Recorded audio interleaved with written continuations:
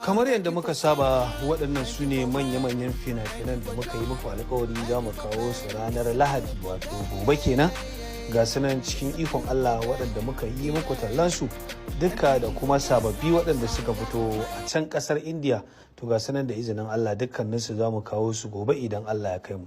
Saboda haka kamar yadda kuka saba sai ku garzaya gurin abokanan sana'ar mu 'yan downloading domin ku je su tuttura muku waɗannan fina-finai ku kalla.